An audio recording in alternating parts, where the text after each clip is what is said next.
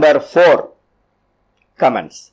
During the debate on the budget, the leader of the opposition said, "I wish to apologize to the finance minister for my absence when he delivered his budget speech. I had personally conveyed my apologies to him. Nevertheless, I thought it my duty to do it in public as well. But one thing he may rest assured, that my very absence has made me to go through the pamphlet containing his beautiful speech he made in this august house with much greater amount of care and earnestness."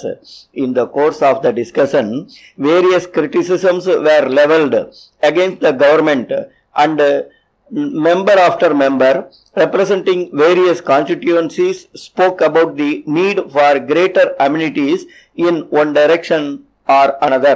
I am afraid that it is futile to speak about these things at the budget debate. A clear realization of what the future policy of the government should be in regard to budget and in regard to income and expenditure. The finance minister did a clever thing in introducing taxation proposals long before the budget was brought in. Having done so, he has now presented to us the budget without any taxation proposals. I believe that the time has come when there should be a regular inquiry with the help of experts into financial resources of this state, so that we may be assured of the lines on which additional financial resources can be raised. They should also evolve ways and means of affording adequate relief to essential services. In my humble view, this matter is of paramount importance, and the earlier the government takes steps in this direction, the better it will be for all concerned. There is one other reason why I press that the finance minister the necessity for appointing such an expert committee. He has given us a true picture of the position that obtains today, and he has correctly stated that the resources of the state government will depend to a very large measure upon the future policy of the central government in regard to taxation measures.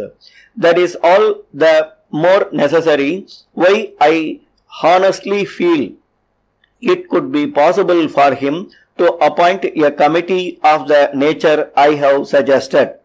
That committee will take into consideration the various taxation proposals with special reference to the conditions prevailing in this state and tender its considered advice on them.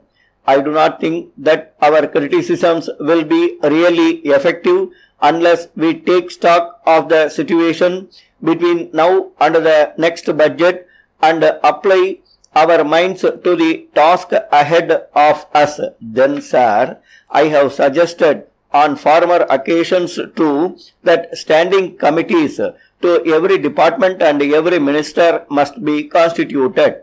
If we constitute such a committee from the members of both the houses, it will greatly help the ministry in a very large number of cases.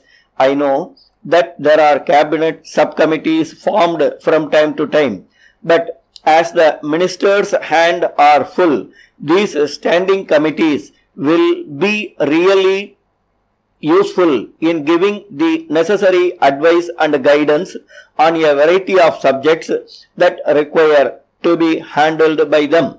All that I am anxious about is that a certain amount of expert advice is necessary for the efficient discharge of the onerous duties and responsibilities that the ministers are called upon the shoulder.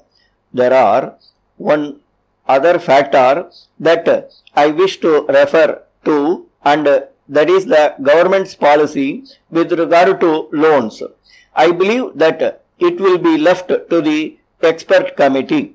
I have suggested to review the policy of grant of loans.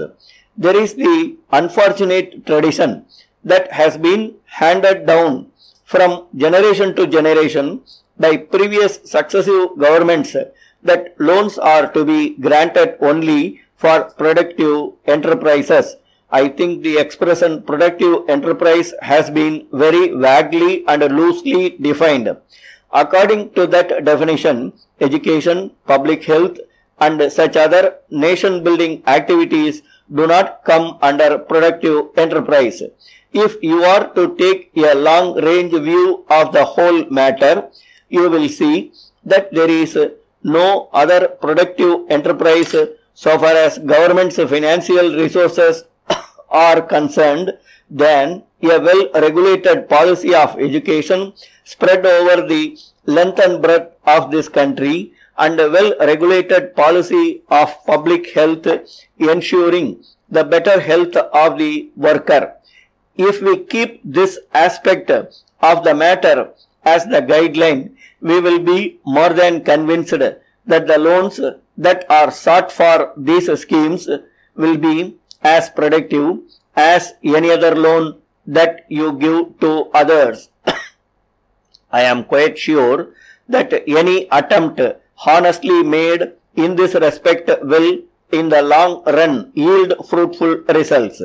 In all these matters, the government should be prepared to take some risk provided they are satisfied and convinced that it would be advantageous to the state. Let me conclude by expressing the hope that the government will give serious and sympathetic consideration to the few points that I have been able to put forward in this august house. Thank you for the indulgence shown to me. Stop.